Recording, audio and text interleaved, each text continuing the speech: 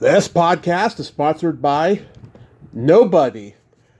Hey dudes, welcome to Splat from the Past, the only 80s themed horror sci-fi show where things can get totally radical. Now today, I will be welcoming Sharon Rich. Sharon, oh my God, she's a groundbreaking pioneer, and I don't say that lightly. When she was 21 years old, she wrote a book about legendary movie star Jeanette MacDonald. And years later, she wrote a book about Nelson Eddy, who co-starred with Jeanette MacDonald in many movies back in the 1930s and 40s. And it was all because of Blossom Rock, Grandmama in the original Addams Family series. She was friends with her, like in her teens. And she got to hear all the dirt about the two of them because Jeanette MacDonald was Blossom Rock's sister. And we're going to talk about all of that today because it's the 80th anniversary of the Universal version of Phantom of the Opera that Nelson Eddy was the star of. And, you know, it's a Universal monster classic, so we got to talk about that today. And we're going to talk about, secrets and things, that she learned, from Blossom Rock and other people that she interviewed for those books. She told me, what's her name? Susanna Foster was a friend of hers. Well, we'll talk about, what she learned from her and stuff like that. And just little details like that, And also, I forgot to address this in the earlier show with Paul Benson this morning. Happy Friday the 13th. I tried to get Darcy DeMoss to come back on today for the Friday the 13th, episode thing, and she read the DM but didn't respond. And ironically, Tuesday night was scheduled to come back on today for the first time in 3 years. Even though she's a Freddy girl, she's not a Jason girl, but she had to reschedule. Oh well, that's life. There's plenty of episodes you can go listen to where I'm interviewing, Friday the 13th people. So yeah, here is my interview with Sharon Rich. Hey Sharon, welcome to the show. How are you tonight? Oh, I'm fine. Thank you. Thank you for having me on your show. Oh, this is such a great honor. Thank you so much for taking the time to come on tonight. No problem. It'll be fun. Yeah, so before we get into Phantom of the Opera and Nelson Eddy and so forth, let's get into your background. You're born and raised in L.A., and how old were you when you met Blossom Rock? I was like 17 years old, 16 or 17. Not quite my birthday yet. But I lived in Woodland Hills, and my honors class was asked to go help out at the motion picture home where they were putting on a fundraising event, and several of the residents there were going to be performing. And so each one of us had to pick a name out of a bowl of who they got assigned to, and I got assigned to Blossom Rock. Well, I didn't know who Blossom Rock was, but it turned out she was Jeanette MacDonald's older sister, right? And she's also the grandmama on the original Addams Family TV show. So, of course, as a young kid, I watched and loved the Addams Family. Anyway, that's how we met. That is so crazy. Yeah, I saw pictures of her outside of makeup. Oh my God, she was gorgeous, just as much as her sister was. Yes, she was. She had a slightly different look, but as I came to watch all of Jeanette's films and then compare, just knowing Blossom even in her old age, there was a very similar energy and a joy of life and certain things about her that were very, very similar. And I used to say to people, I never knew Jeanette, but if she was a tenth of what Blossom was like, she must have been amazing, because Blossom was an incredibly charismatic person. Oh, absolutely. Did she swear a lot? She certainly did, and she had a necklace that said, "Oh shit." wore that in like rhinestones, and we used to laugh about it. And she was very, very funny. I mean, I have to say, we became really good friends. She was kind of like an Auntie Mame to me. Yeah. That's kind of a bookwormish, nerdy person, and she was just much more worldly, and we used to laugh and joke about a lot of things. Yeah, because I'm finding out all the time that all these old TV and movie stars had a body sense of humor and just cursed like sailors. Like, oh my God, the stories I've heard about Harriet Nelson, she had a knack for penis jokes, and if she was really comfortable with you, she would tell you one. Well, Nelson Eddy said that, when he met Jeanette, he just thought she was the most amazing person. Yeah. I mean, he fell for her. He proposed marriage to her a week after he knew her. But anyway, the first time she got really angry and started swearing, Yeah. the words that tumbled out of her mouth, and he's looking at this beautiful, angelic, girl, and here she is swearing like a sailor. But I guess if you're in theater or in films or something, that's what you did. I can tell you one funny story about Blossom. Okay. So I was pretty square, and I had not dated much in my mid-teens because I had an injury to my right leg, and I was on crutches, or I had a brace on my leg. Oh. So I was about 16 years old. So anyway, somebody finally asked me out, out. I think it was probably the senior prom or some dance at school. So Blossom now realized that she had had a stroke and her speech was not perfect. It would, sometimes it was almost perfect and sometimes it would be a bit garbled. And, have periods where it came in normally and periods not. And if not, well, I just learned how to ask her questions and she would answer them, and that's how we got on. Anyway, we went across the street from the motion picture home, because she lived in the sort of assisted living area. There was a hospital and then a sort of an assisted living complex and then cottages for people who didn't need any help with anything, Right. Like that's where Mary Astor lived, in cottages. Anyway, we went across the street to the Save on Drugs store, and he goes right up to the guy. There was some teenage guy working behind the counter, and he points out the Trojans, tells him to give her a box of Trojans. And I'm standing there like, what are you doing, Yeah. And the guy was all embarrassed. Here's this woman of, in her late 70s asking for a box of Trojans. And anyway, so she bought them, and we went back over to the motion picture home, and I remember we sat on a bench outside, and she opened the box up, and she showed me how he used them, and I was like, oh my God, Blossom, like I hardly know the guy I'm going out with. I don't think I'm going to do anything on the first date here, but that's the kind of person she was. She was just really a character. Oh my God, that is so awesome. Yeah. I mean, being that I've done this podcast for as long as I have, and I've gotten to know a lot of people that I grew up watching and stuff, I have stories like that too. Lots of crazy stories that are just, they have to be heard to be believed. That is just so amazing. So she told you the truth about Jeanette's relationship with Nelson Eddy. Well, I'll tell you how that came about. Mm-hmm. He told me up front, well, this is Blossom Mom. She's Jeanette MacDonald's older sister. Yeah. Okay. I didn't know who Jeanette MacDonald was, although I was into old film history, but I was into Betty Davis and Joan Crawford and, Clark Gable and Cary Grant. I didn't know who he was. And after I first met her, I went to the library figuring I was planning to be a film historian, so I figured I had to know everything anyway. So I went and looked up Jeanette MacDonald, and I saw she had made movies with Nelson Eddy, and supposedly they hated each other off screen.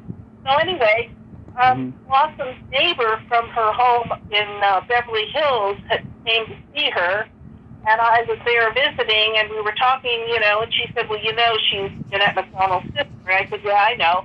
And she said, Jeanette was madly in love with Nelson Eddy, and, you should ask Blossom. I'm sure she'll tell you about it, And I'm like, oh, well, that's kind of weird, because it's not what it says in the book.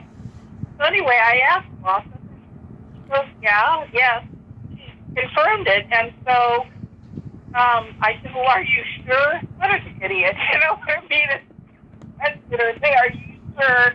But I said, are you sure? I don't see that in the book, Yeah. And she was like, yeah, we didn't talk much about it for a while, and I sort of, didn't bring it up because that wasn't the basis of our friendship at all. I used to come and get her. We would go out shopping. We'd go to Swenson's ice cream. Oh. So we'd just go for drives, and I'd talk about my life, and she would, we just, I don't know. Like I said, she was like an Auntie Mame to me. But anyway, one day she called me over, and she had arranged for them to screen Sweetheart in the Louis B. Mayer Theater there at the Motion Picture Home. So I went with her, and we sat together, and the minute that film came on, and I saw them together, I went, okay, this guy's sitting here rolling on her neck, his hands kind of, feeling her up almost at times. Yeah. She giggles, he giggles. They're like they're in such tune that he mimics all things that she does. It's like too personal. So it was obvious to me. I mean, as a teenager, sitting there watching that, I went, okay, this is a no-brainer. So the minute the film was over, I said to her, oh my God, they look like they were in love in this movie. Were they? And she said, yes. And she said that Jeanette was pregnant. And I go, okay, so if she was pregnant, well, what does that have to do with anything? She's married to Gene Raymond, Mm-hmm. It's Nelson. And I go, wait a minute. You're saying she's pregnant by Nelson? And she said, yes. And I went, wait a minute, she's married to Gene Raymond, but Nelson Eddy is the one who knocked her up. Yes. Oh, okay. And that's the first point where I suddenly realized there was a story. So as we went along, I told her in the fall I was going to go to UCLA, majoring in film history, and I was going to write a book. I was thinking I didn't know who to write about, but I had already had some success in writing. I mean, I won some award for writing when I was 10. So, and with the kind of childhood I had where I, spent every phys ed class sitting in the nurse's office because I was on crutches or had a brace on my leg, I read a lot and I wrote a lot. That's what I did, So, anyway, at some point, I don't remember exactly when, I do remember when it happened. I was in Blossom's room we went out somewhere, I drove her somewhere, or we hung out or something. Mm-hmm. I came back to the room, and I was looking at her pictures on the wall, and she had a picture of Jeanette's wedding party. And she was the matron of honor, and she was real beautiful. And so I was going through and looking at the people and recognizing who was in there. Ginger Rogers, Fay Ray, Basil Rathbone, and I look at the very end, there's Nelson Eddy standing there, was looking like he's at a funeral. And I went, oh my God, is that Nelson? That's Nelson. And I said, oh my God, he looks like he's at a funeral. And I went, oh, I'm so sorry, boss. This is supposed to be some happy occasion. And she just looked at me, and I think it's then that she really decided to say something to me about basically indicating that she saw that I was intuitive enough to be able to understand it and not judge the story. And then that's basically when she said to me in so many words, I want you to write the book. When I said, I don't know what to write about, she said, write about my sister. And I said, but I don't know anything really much about your sister. And I'm a kid, So said, well, she said, my generation, you can't talk about this. Yeah. It's your generation, they don't care. So that's how she handed me her phone book and said, basically, call them, tell them I said to talk. Mm-hmm. So that because she authorized it, I was able to start talking to friends, people in the film business, and, who had worked with them, known them, blah, blah. I eventually knew cousins and other people, family, and all sorts of people, hundreds of people I ended up interviewing over the years.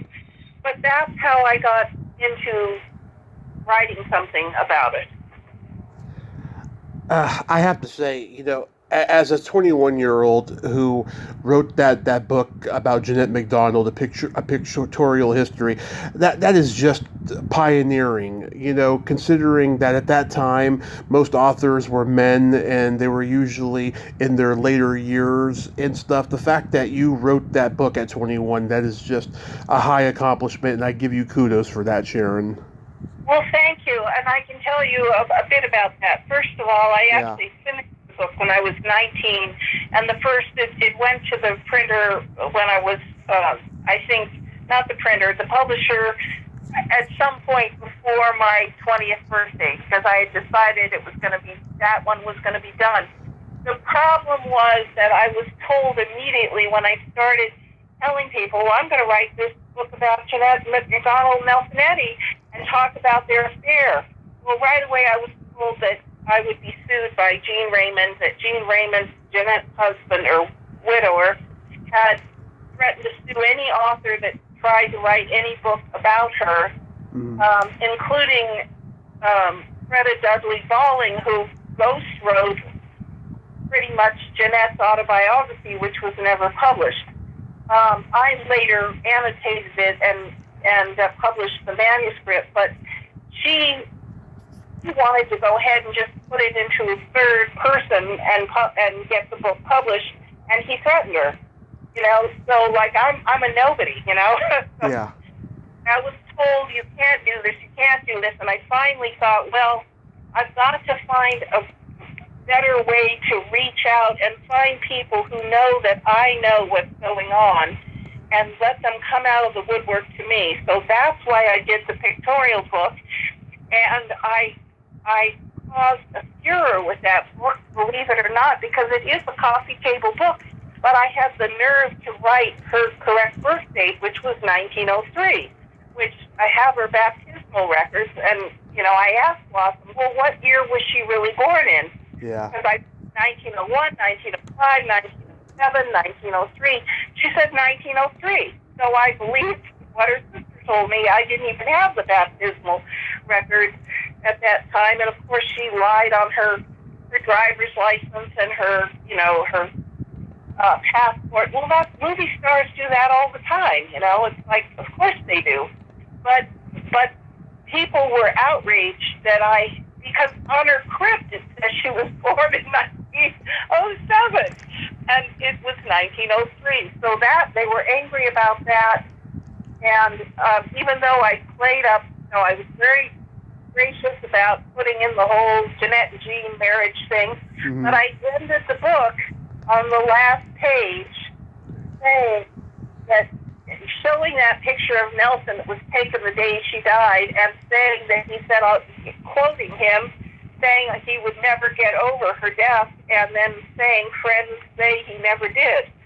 And I figured they're going to come out of the woodwork and tell me the truth, and that's what happened. So that was a foot in the door, and people did come forward, celebrities and other people, to say, we know you know what you're talking about, but you're never going to be able to write this while Jean and Nelson's wife and Eddy are still alive. But still, I started interviewing, and I gathered everything that I possibly could. Yeah. Did Blossom not want a book written about herself? No, but she really didn't have an ego in that regard. She was more more about being the protector of her sister while Jeanette was alive, and afterwards she told me her fear was that, not her fear, but when I came in one day and I was saying, oh my God, I had just learned something that I was crying about because it was just so awful, something in Jeanette and Nelson's story together. And she said, well, I don't want my sister to be forgotten. Basically, they sacrificed, both Jeanette and Nelson sacrificed their personal lives for their careers and their fans and, and all the people around them threatening them. And that's one reason they were sort of forgotten, because I came around, 5 to 7 years after they had died. Mm-hmm. And, my generation didn't know who they were unless you had parents or grandparents who were fans. It wasn't like everybody knew Betty Davis and Joan Crawford. Or you watched The Late Show. Exactly. And so that was her concern. She just didn't want her sister forgotten. And she feared that was happening. And the thing is that I have a couple of letters from people who had proposed putting out new record albums and, recompiling stuff. And both at that time, Gene Raymond and Eddy vetoed. They just wanted them dead and buried. As Eddy said, he has his 5 lines and who's who, and that's enough. And so we were battling against that all in those years. Suddenly, in the decades that followed, old Hollywood became a precious thing, but back then, it wasn't that way at all. Mm-hmm. Yeah, I remember my earliest reference for Jeanette MacDonald was, I remember George Burns had a joke. He actually said it quite a number of times. He said, I wasn't the only one who made Jack Benny laugh. Jeanette MacDonald made him laugh. Well, George Burns and Gracie Allen did a mail call radio show with Jeanette Nelson. And Yeah. it's all about how it was a hilarious one. It's really funny. And at one point, I think Gracie makes a mistake and she calls Nelson a romantic sinner. Well, of course, they knew about it. Everyone in Hollywood knew that Jeanette and Nelson were shacking up, and they had this thing going on, and that it was a difficult situation because they could, especially Nelson, could not get free of his wife, so that Jeanette didn't get a divorce because it would have left her open to Nelson's wife attacking her as a homewrecker. As long as she was married to Gene Raymond, she was protected. So anyway, when Gracie calls him a romantic sinner, everyone cracked up and sort of, wrote character and cracked up. Yeah. Because that's how people saw them. So, yeah.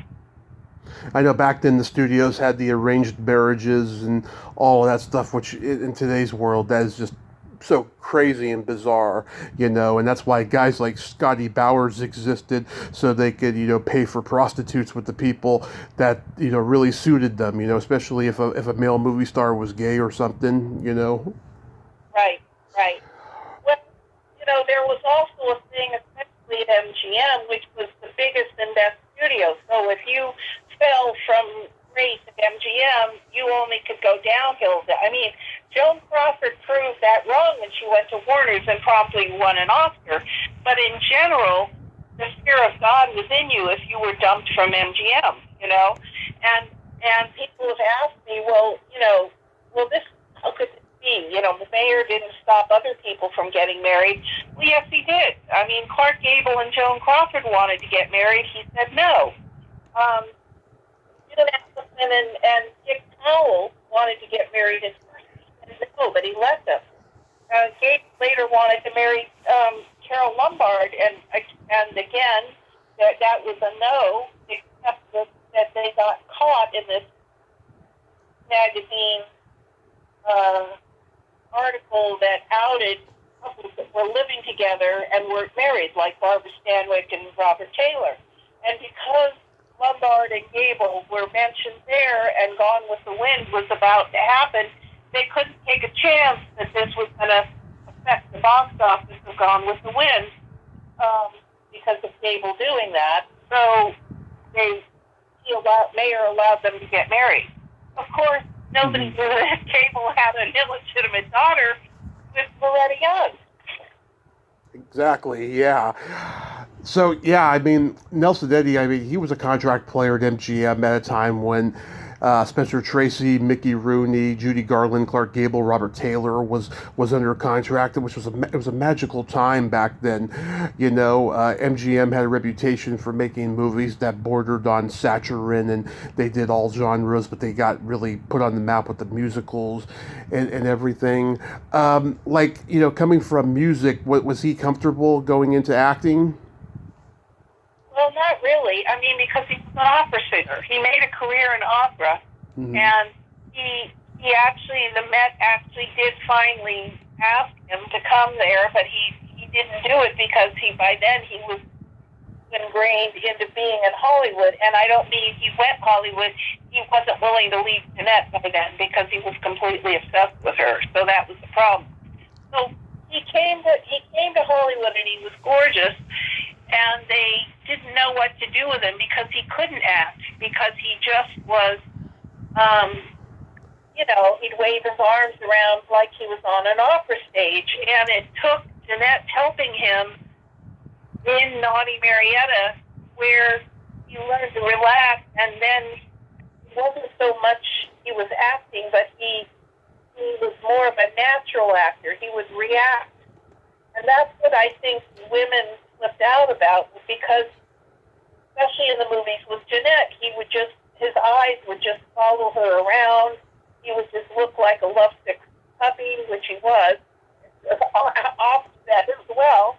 But there was that quality that that boyish quality, and that he really couldn't hide, and that was his charm. Now, he did get a chance to act really in a few of his films, like one of his solo films, The Chocolate Soldier, that he made with Rita Stevens, where he showed he was an excellent comedian, and he was really good at what he could do, but he was not, he wasn't Laurence Olivier. Exactly, yeah. Yeah, growing up, they called him Bricktop because he had strawberry blonde hair, I was reading. Right, that's right. And part of the problem at MGM was because he was so fair-colored with freckles and very pale skin, and his eyebrows and eyelashes were basically almost white. They put so much makeup on him, it looked ridiculous at times. And in fact, Phillips, who did makeup on Naughty Marietta and Rosemary, and he later, by the way, did Star Trek, and he did Fox Years.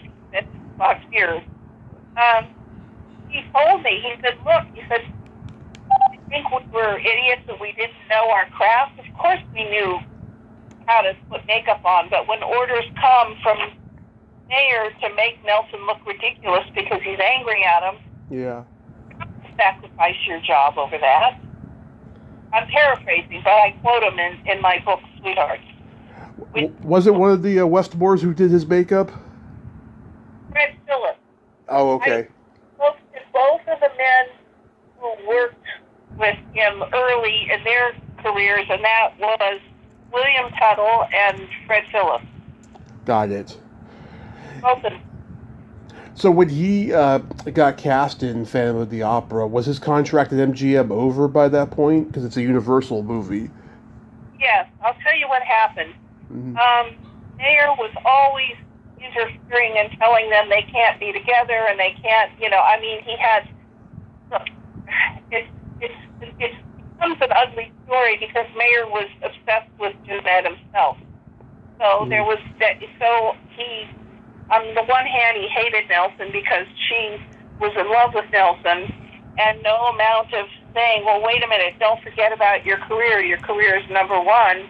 when she was around Nelson, that would waver, you know? Yeah. So what happened is they were filming their last film, I Married an Angel, and Mayer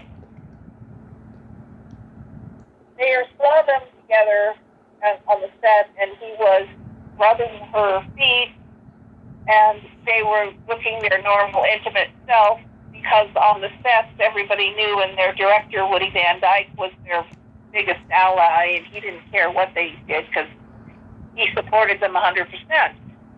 Anyway, so Mayer called Jeanette a really bad word Oh, yeah. in front of everyone, and Nelson basically said, that's it. He goes, what am I doing here? We're fighting dictators, you know, like Hitler, and I'm here putting up with this because I'm done. I'm out of here. He had one picture left under his contract, and he paid $250,000 to walk away from the last film under his contract. So what happened was Jeanette, by the way, stayed and made her last film. She had one film left, and she made it, but it ended up, it's a charming, funny film, but it was a low budget, and it was not, you know, it was like, don't let the studio kick you in the butt, you know? Yeah. It was not done very kindly, and it was not, you know, it was not treated well. Anyway, Mayer basically has come to learn in the years after, and also based on a letter that Jeanette wrote to Lola Parsons, to Hedda Hopper, Yeah. that they were basically blacklisted as a team around the other studios, because originally they were going to go to Warner's, they were going to go to Universal, you know, they could have gone back to Paramount. They were a hot team like Tracy and Hepburn were, but in the end, anything they tried to do together was squelched, including returning to MGM in the later 40s. Mayer would basically take Nelson back. Mm-hmm. So what happened was, Nelson, he wanted to sing opera. They both wanted to sing opera in films. When Universal approached him, I don't know who it was that initially approached him, but I did interview Bernard Brown, Mm-hmm. who was the sound director on it, who was nominated for an Oscar for that film, and I interviewed him, and he said, call me Brownie, that's my nickname, and he explained that he told Nelson if he came over and did Phantom of the Opera, that they were going to emphasize the opera and let Nelson sing a lot of opera. And he said, look, I'm a fan of yours, Nelson, but you've never been recorded properly, because they've always had to turn you down because you're singing with some soprano, Jeanette or somebody else, and you overpower them, or they just don't even have the technology to film your voice and capture it properly. So he built a $100,000 sound booth or room or whatever, Yeah. and said, Nelson, come here and you will see what you really, really sound like.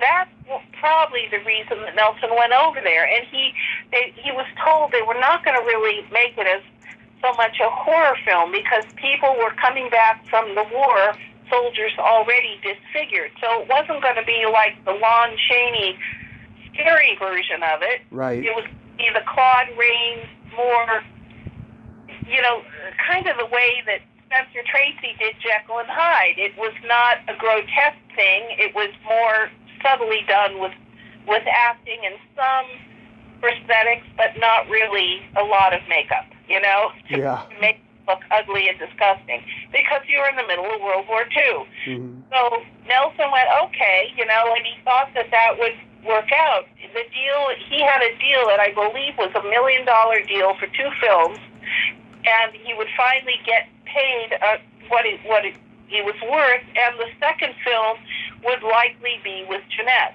Mm-hmm. And that way, because they'd been looking to go to RKO, they'd been looking to go to Warner's, they were looking to take projects to various studios. Possibly Jeanette wanted to help produce them herself because she was really into, she had helped produce San Francisco, even though she never got credit for it, but she sort of packaged the whole thing and waited till Gable was available and insisted on Spencer Tracy. And, of course, women didn't get credit for doing that kind of stuff in those days. It's not like is today. Anyway, so the second film never happened because Nelson just, I don't know, he loved the singing in it, and it is magnificent. And I understand, I haven't seen the 4K new release of it. Me neither. But I've been told by the people that have, that it's like, with an excellent stereo system, you sound like you're in a concert hall, and you hear the magnificence of his voice that you really never heard in the MGM films. But so many people that I spoke to that had seen him live in concert said his voice did not record the way as magnificent as it was in person. Well, my grandmother saw Caruso at the Metropolitan Opera, and when I played records for her of Caruso, she would just sniff and say, these don't sound anything like him. You had to hear him to really know what that voice was like, and Nelson was another one like that. So that's, I think, how they wooed him over there.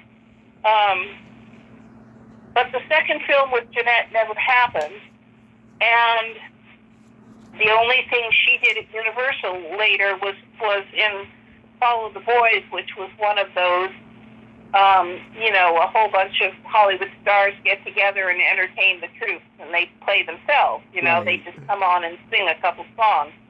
She did that at Universal, and in the final credits at the end of the movie, they show a bunch of heads of movie stars flashing by, and Nelson is one of them. So he's still considered, quote unquote, at Universal.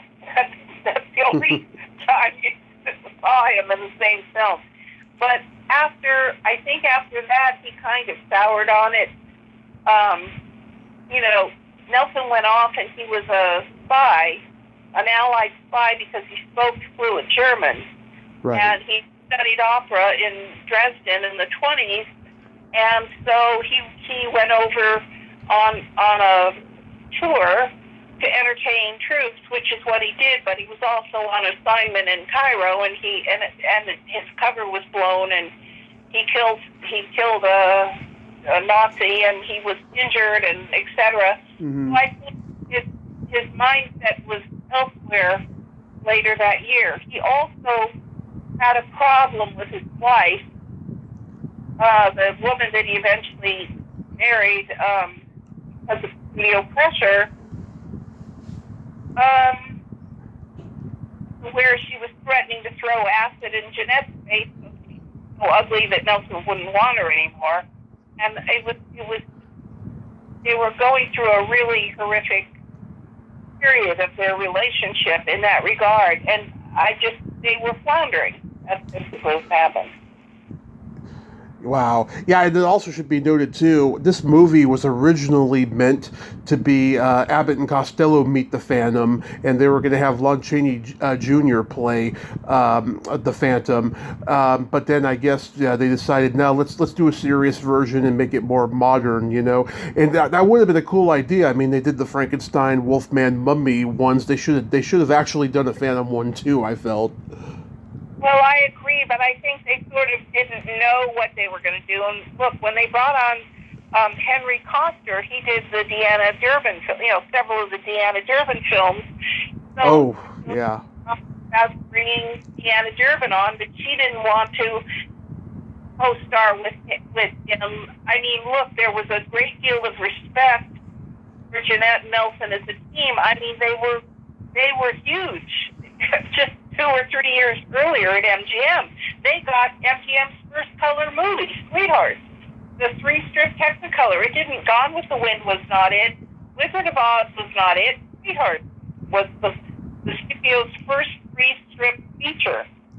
So, but they had fallen very far in Mayer's eyes because of the constant betrayals and Jeanette's attempt to, run off to marry Nelson and get to divorce Dean in Mexico and marry Nelson. Yeah.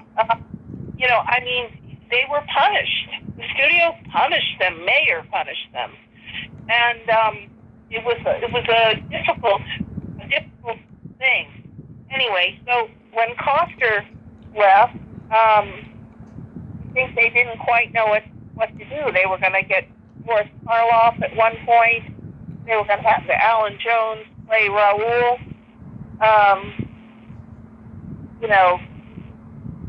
I don't know. They discussed. I think they were also talking about Charles Lawton at one point to play him. Yeah. I don't know. I don't know exactly why or how it ended up with Nelson, except they knew that his box office would warrant making the film. Right. And it should be also noted, too, Louis B. Mayer, whenever somebody like Clark Gable would rebel against him, he would threaten to send them to Universal because they were a B-movie studio. Right. Of course. It's a true story, yeah. Yeah, it took them a lot of years to become a major studio, once they had revenue coming in.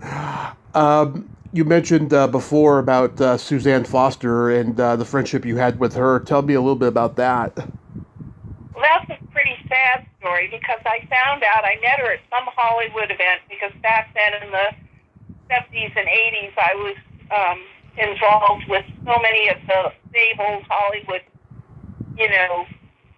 charities and fundraisers and, Save the Mills Barn and all these kinds of things. I don't remember the party that I met her at. I met her somewhere, and I said, "Hey, can I talk to you about Phantom?" And she said, "Sure." Well, I found out when I met her over several days that she really was mentally ill and had a history of mental illness, and she had been kicked off welfare and was living in her car, and a fan of hers offered to put her up, so she was staying in this awful place on Cherokee off Hollywood Boulevard that was considered Murderer's Row because there were so many druggies around, Oh, yeah. I went into the apartment with her, and there was, she was sleeping it was a very small place, and she was sleeping on the sofa in the living room, and the man had his own bedroom, and I went in, I offered, I think she went to the bathroom or something, and I looked around, and I looked in the fridge, there was no food. There was nothing in there. It was a bottle of wine, and I said to her, "Look, you want to go out and eat? I'll take you out to lunch." And she said, "Okay." So we ended up going to Musso and Frank's and spent about 4 hours. And for some reason, she thought Paramount was paying for it, which should have given me a trigger, Yeah. Order whatever you want, Yeah. First, I offered to take her to the market and buy her food, but she said, "No, I don't need it. Anyway, so we spoke a lot about Phantom, and what I learned about her was that she had a genius IQ, very, very brilliant person, but she came from a background where her grandmother was mentally ill, her mother was mentally ill. Yeah. I met both of her sons, Philip, who they say died of, that he was an alcoholic and it was liver failure. But when I met him, he was strung out on something. He was on drugs. He wasn't drunk at all, and he was very, very thin, and he was a very slim, petite. He had the same slim, petite build that his mother had, whereas Michael, the other son, looked more like his father, Wilbur Evans. Michael, in later years, Michael and I became pretty good friends, and he came to speak at an event that I hosted in New York City and talked about the mental illness in his family and what had happened with his mother. And he had a great fear that he said, everybody in my family is messed up, and I have this terrible fear that it's going to happen to me. And eventually it did. And we helped raise some money for him to go live. This is after Susanna died in the New Jersey Actors Home, which is sort of the equivalent of the motion picture home in L.A., you know. So he was able to go live out his final days with some friends on the West Coast. But it was so sad to see such talent. But Susanna Foster, she called me one day and asked me if I would pick her up and drive her to, she had gotten a new job as a telephone operator. And I'm like, oh my friggin' God, what is she? This is Susanna Foster. She had sung for me. She still had her voice. I said, look, Susanna, I can get you some gigs to sing at. You know, there's so many old Hollywood events. They'll pay you a couple $100 to come and sing. You know, you don't have to live like this. No, I don't need it. I'm fine, you know. Anyway, she lasted one day as a phone operator. She called me and asked me to come pick her up. They had fired her at the end of the day. And it wasn't because she was so brilliant, so intelligent. It took quite a while for you to understand that she was mentally ill. You had to listen carefully and see her, like, interact with life like I did to know that there was a problem there. And it was really, really sad. Mike actually finally came and got her, or had her come back to the East Coast where he was living, and had her put into the actor's home there in New Jersey, which is where she died. Yeah, that is a sad story. Oh my God. Yeah, and she's one of those people too who, you know, she left her career in Hollywood early, and, like, you know, one of those people who never gets mentioned, you know, because she just had a complete disdain for Hollywood. But she did come out of retirement for a remake of Detour in 1992. Right, I know that. I know every so often she would come out of retirement. She didn't look her age, and her voice held up, although it was a bit deeper, which happens with all singers, you know, with age, you know. Like Melissa Gorgeous, who was in The Great Waltz. I went to her, I got to know her a little bit, and I was at one of her birthday parties. And for those of you that want to know if I still have my voice, and then got up and sang, and it was the same voice, but it was, you know, she was more of a dramatic soprano than a coloratura or, you know, a lyric, and that happens with, you know, voices. But anyway, it's sad because if somebody who was really sharp in the business had taken her under his wing, she wouldn't have had to live like that, but she was not mentally stable enough to be able to sustain anything. Right. So, you mentioned Bernard Brown, the sound director. You said you had a story about him when we were talking in an email. Oh, well, okay. So they were having a Deanna Durbin Film Festival in West Hollywood at a theater, and I went to see all of them, and they showed pretty much everything except Spring Parade, which I think for some reason didn't have, you know, there was some either copyright problem or something, but eventually someone had a 16mm print of it and showed it to me, so I ended up having seen all her films back then. Anyway, audience of that theater, I was seated like a row behind Tom Brown, who was an actor. He played young Kip in Maytime, and he was a sort of a, you know, just a young guy, juvenile character in film. He was arguing with somebody, and he was very loudly drunk, and some man went over to him and talked to him and calmed him down or something, and afterwards I I spoke with him, and he said, "Well, I'm Bernard Brown. I'm the sound. I did the sound on, blah blah and blah blah and blah blah." And I, we were talking, and I said, "Oh, well, I'm researching Jeanette MacDonald, Nelson Eddy." He said, "Oh, well, I did Phantom of the Opera, and I'm the reason that Nelson went over there went to Universal." So I set up an interview with him, and he explained then, the whole story. Mm-hmm. Part of the interview, I think I quoted my book Sweetheart, which is the ultimate book that I wrote that I would have liked to write early on, but I couldn't, and also I didn't know enough of the story to be able to honestly tell it, Right.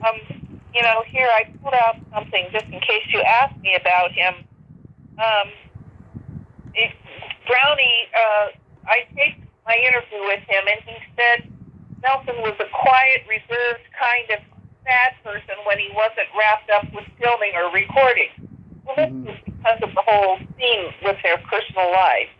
Anyway, he said he built a special sound booth, and because he said Nelson's voice had never accurately been duplicated on film, and he promised Nelson he would remedy that.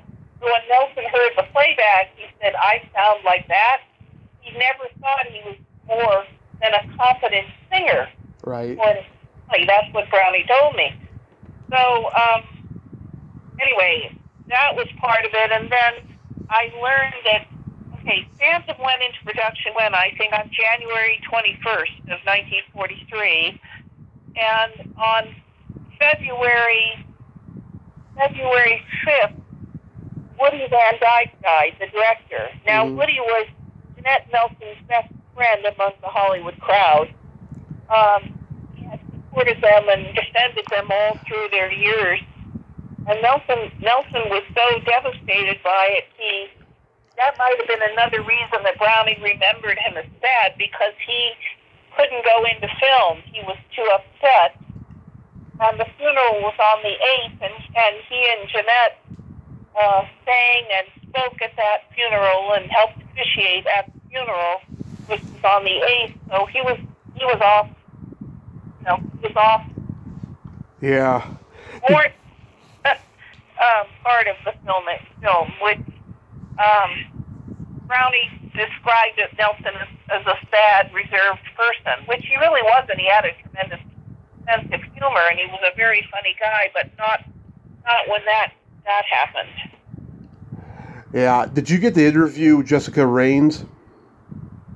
No, I didn't. I need to see that. What did she have to say? I don't remember a whole lot.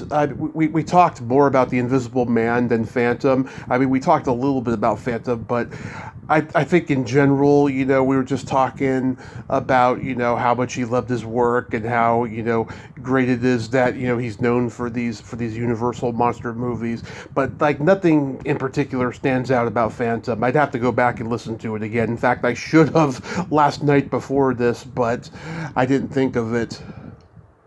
I think, in all honesty, I think Nelson saw this as a way that he could sing a lot of opera and in a film. Yeah. And he was given a $100,000 sound booth to record in, and somebody was finally treating him like he was not a jerk, which is what Mayer did all the time. I mean, Mayer used to call him the chowderhead. He called him, the bastard, the this, the that. Just call him all these names. Nelson once made a comment that he scarcely ever called him Nelson. He'd always call him by some, oh, you chowderhead, Yeah. He went through hell there. He went. The reason he got married was because he was threatened. There was a threat that, Jeanette was going to be exposed for being this, for lack of a better word, as, she's cheating on Gene Raymond, and she's this and she's that, and she's not the angelic person that everybody thinks she is, and blah, blah, blah, blah, blah. And, and they threatened they had threatened his mother's life. I found in his FBI files, threats going back from a few years, but they amped this kind of stuff up.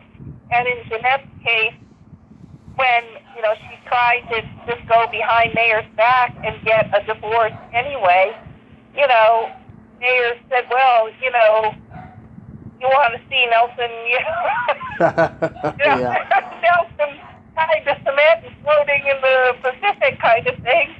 And then whether it was coincidence or not, because I can't say, and I don't know, but Nelson's car was shoved off the road, and just because of his quick thinking that he didn't go over the Mulholland Drive off the side of the road, Jeanette took that as a valid threat. And so these people were threatened. And they're not the only ones that were, but they're the only ones that refused to give up. Right. No? Did you get to interview Arthur Lubin or Hume Cronin? Because they lived until like they were 100 or so. I did Hume Cronin. I did speak with him, but he did not seem to remember much about it, and really didn't have a lot to say about it. Lubin I did not speak to. I think he did not like Nelson, so No. I actually, I don't think I spoke to him because of that reason. Nelson was a kind and funny person. He was talented, and he was a really good comedian.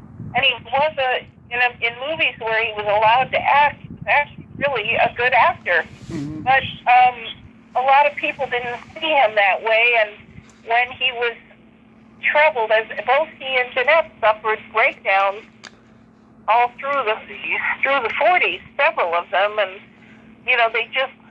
they were trapped and they couldn't get out of it. They just Yeah. it was a difficult thing. I mean, it's funny. I watched again recently, and just that moment when he gets that mask pulled off when he's playing piano. I mean, it's not as horrific, in today's terms as it was in 1943. But I can't even imagine in 1943 it was that super scary, because it looks like it was made from a Halloween makeup kit compared to the technology and makeup today. Well, I know, and I think one of the reviews of the film back then was, look, they were expecting, with the Lon Chaney version was scary. He was scary, but Claude Rains was not scary. It was not done in a scary way. And I think that the reviews were much more mixed then than they are today, when people say, hey, look at the set, look at the this, and the magnificence of it. And they're far more forgiving and accepting it for being a beautifully made film for what it was. To me, I mean, I don't understand why they had to invent this character for Nelson to play, who's a rival with Raoul, for Christine, and why they had to make his hair black, which was ridiculous. He looked terrible with that dark hair, and you can't tell him and Edgar Barrier apart. It seemed to be such a silly thing. I don't know what you think of it, but I just thought it just, whatever. It seemed a little strange to me. It is. I agree with you. It's pretty strange. Yeah, I think they couldn't decide what to do. Like, I know originally Costner was talking about his version of the script was going to be that the Phantom was Christine's father, and then they took that out, but because it was too incestuous then, and then they sort of don't ever really explain it in the film. I think they had problems kind of coming to grips with what they were doing with this version of the film, if you want to sort of technically pull it apart and see what might not have worked perfectly. But again, it's looking in high definition. Yeah. The color is gorgeous. The sound is gorgeous. It was nominated for a couple of Oscars. It wasn't a bad film at all. So. Yeah. What do you think about the Robert Englund version?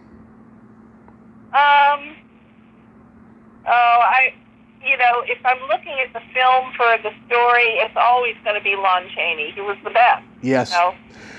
Yeah. Yeah, forget about it. I used to see the Lon Chaney version a lot when I was a kid because it's in the public domain and like PBS would play it late at night.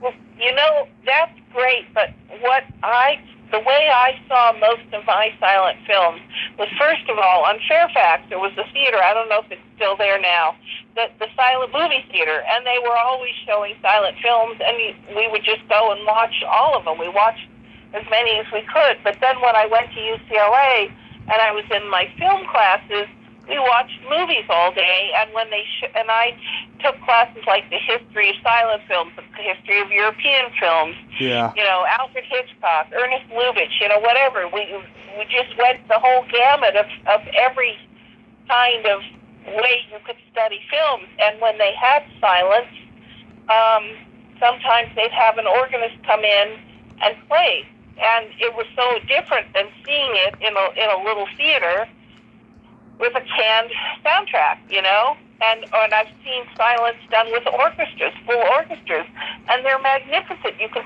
see how it must have been in those days, and especially the old nitrate prints.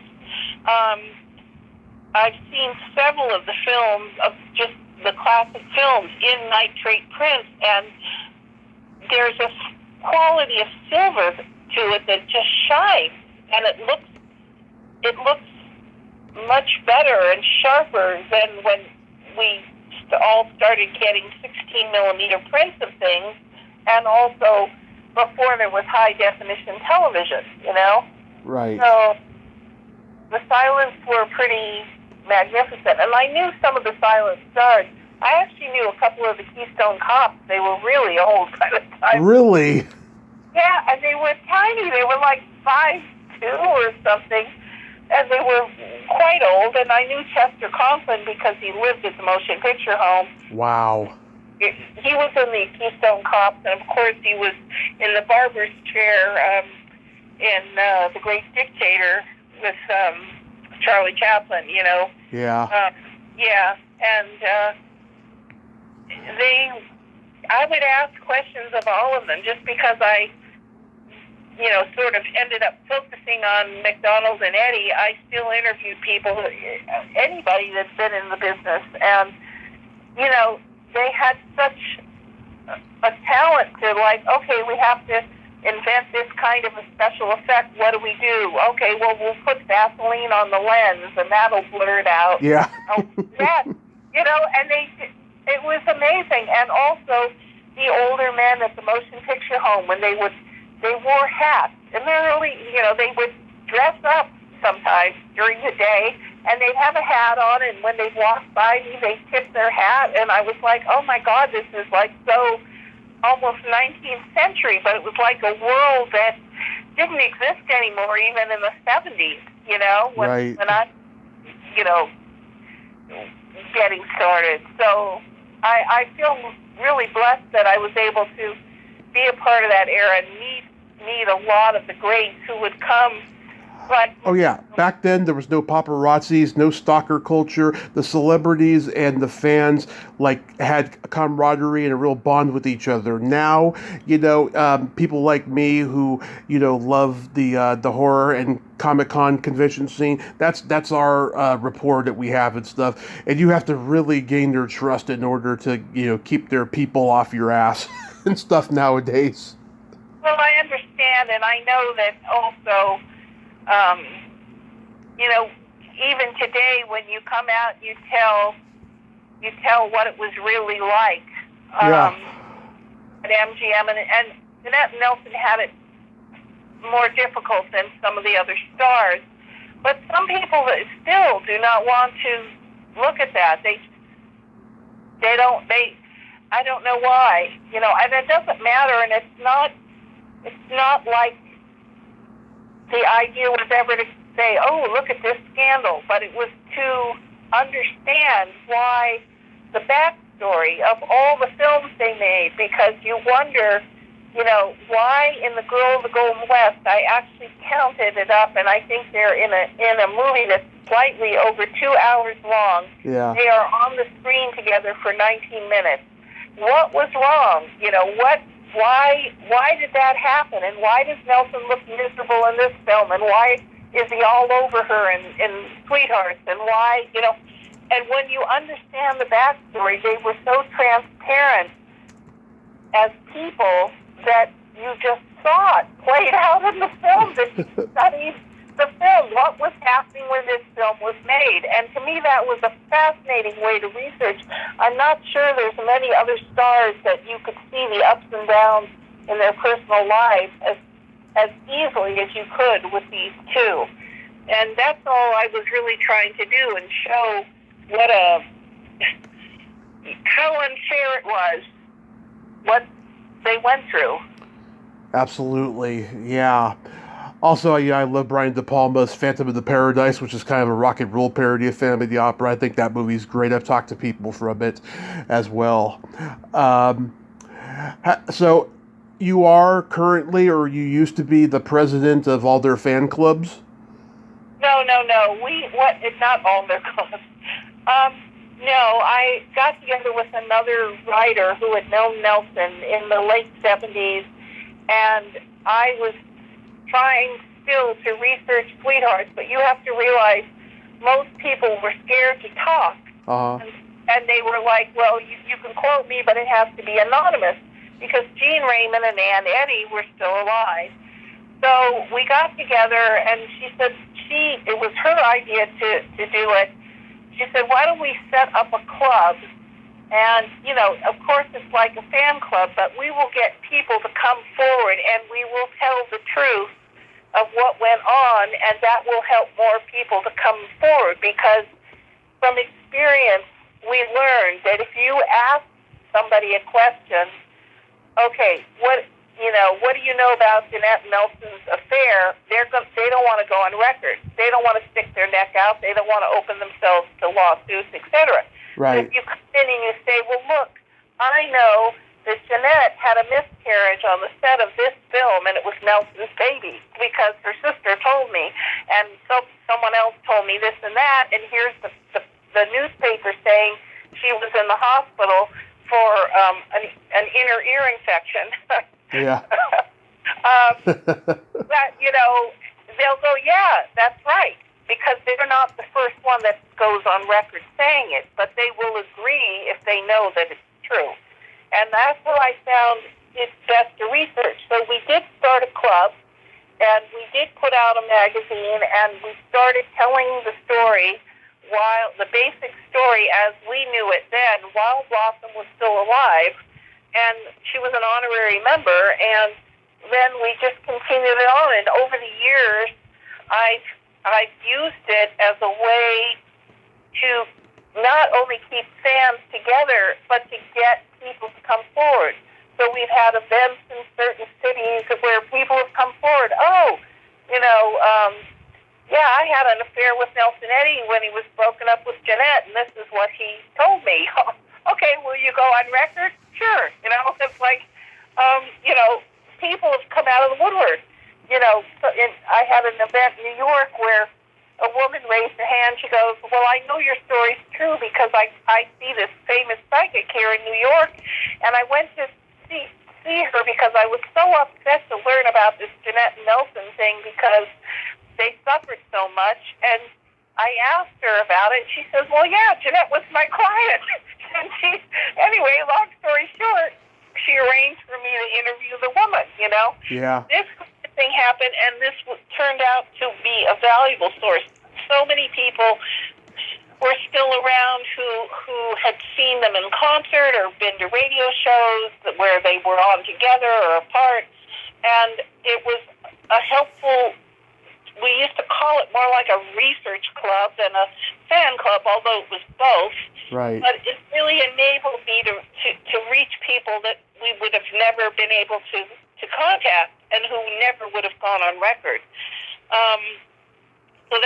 So I've done that on the side, and I still actually occasionally, as I have time, will put together the latest interviews and the documentation that I have that backs up everything I've written, because I wrote Sweethearts which was the book I wanted to really write, a biography of their romance and their lives, in 2014, and I've updated it twice because every edition I wrote, within a week after it coming out, people would contact me, oh yeah, I was at that party that Jeanette and Nelson were at together, and yeah, Judy Garland was swimming naked in the pool, and so was here and there, and Jeanette Yeah. Nelson had his arm around Jeanette the whole time. They didn't really interact with anybody else. And everybody knew you could see he never let go of her. They were hugging each other the whole time, So, information has come out, and especially right after the last edition came out, I'll probably do one last final, update, because after the last version came out, much of whatever was left of Jeanette's papers went auction. And so when I write in Sweethearts how Jean Raymond's job really was to take care of Jeanette because she was so ill with a heart condition in her last years, and that, Nelson was paying him to keep an eye on her while Nelson was off doing nightclubs and touring. They would talk every night. He'd call her every single night. They had horrific phone bills, and when she would come see him, and they'd meet up, and they'd still do things as their health allowed, but it was not.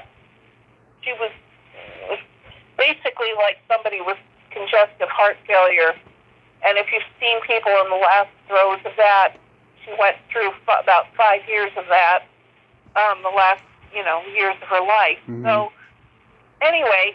So I wrote about how Jean it was a clear case of elder abuse. It really was. Wow. And I wrote about that, and people were like, oh, no way. Oh, he loved her. Look at all the loving letters they wrote each other over the years and blah, blah, blah. Well, then Jeanette's death diary from 1963 went to auction, and, we paid, my team that was working with me paid a very high price to get it. But, oh, my God, as you browse page by page, there were things I had mentioned in that chapter of that part of Jeanette's life that she had verbatim what I had written in my book.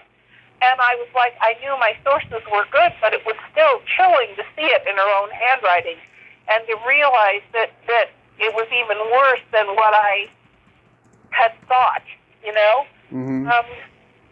This kind of stuff, like a letter that Nelson wrote Jeanette on Christmas of 1935, dearest Jeanette, he's thanking her for something, and they were broken up at the time, and he's like, basically, I love you, I'll always love you, it was like, oh my God, things like this that just fell into our lap, that I had never seen or never knew about, even though I learned about it from other sources.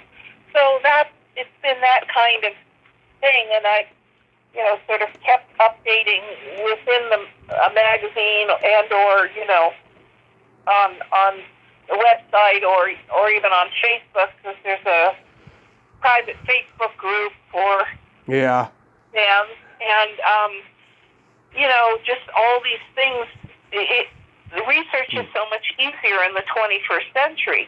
I mean, back in the day, I would go sit in the library and go through the Hollywood Reporter, Variety, page by page, year after year, looking for blurbs, looking for data. Now, you go to newspapers.com and do a search, and you can see it in 5 minutes, It's so different today. It was much harder to do research back then. Oh, yeah. I don't know how people did it, It's no wonder more people are writing books nowadays, because now they have access to more research, it seems. So how were you declared the Dame of Malta?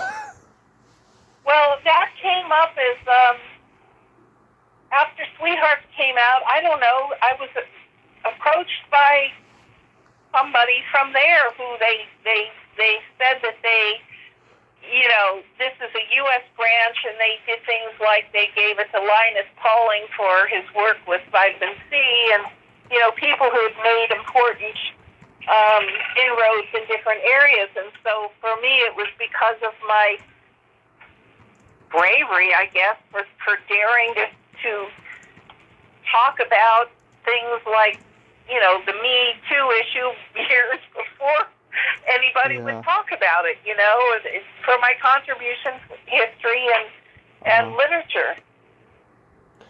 That's amazing. That's like, being Sir or Madam of England. That's a high accomplishment. Again, Sharon, Well, kudos to you. The American version. It's the American branch of it, so it's a little different. It's not like you're knighted by the Queen of England or anything. Right. Still, it was an honor. I mean, I've had, I've gotten a few honors over the years, and I've done I spend a lot of time trying to pay it forward to people, and I've lectured at high school classes and senior centers and retirement, homes where I've gone in and screened films for them and talked to people, and then every so often people come forward and say, "Oh, my first name's Jeanette. I'm named after Jeanette. My mother was a fan." They're still out there. If you reach out to the public, there's always a heartwarming story to be had, and especially what kind people Jeanette and Nelson were in real life, and the good things that they did that were never publicized because of the fact, for example,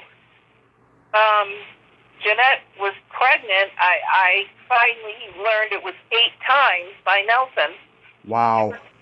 She could never have a child. She had a heart condition from early on. I mean, I have a letter from 1929 that she wrote.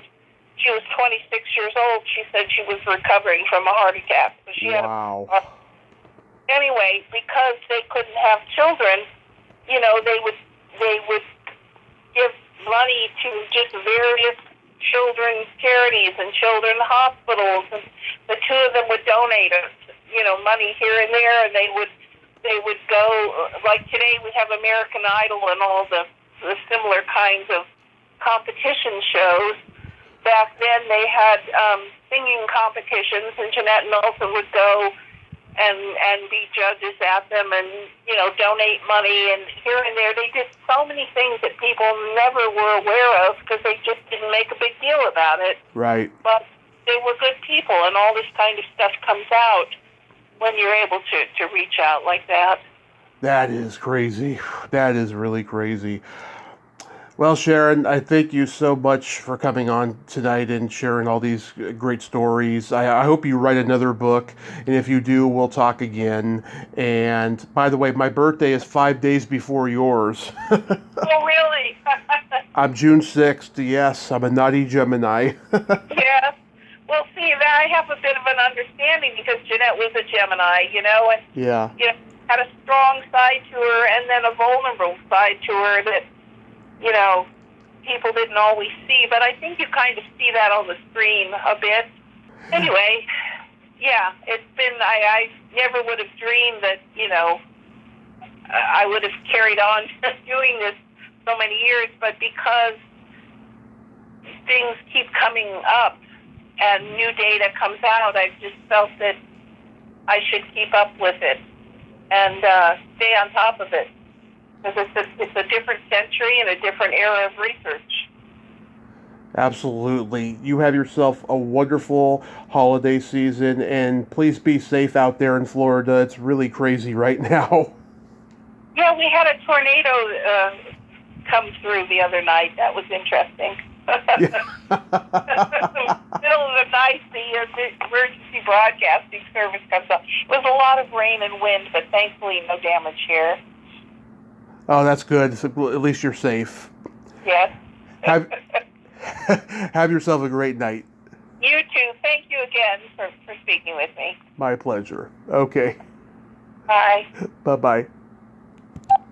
Well, there you have it. Oh, Sharon Rich, what a sweet lady, huh? And a wealth of information. Wow.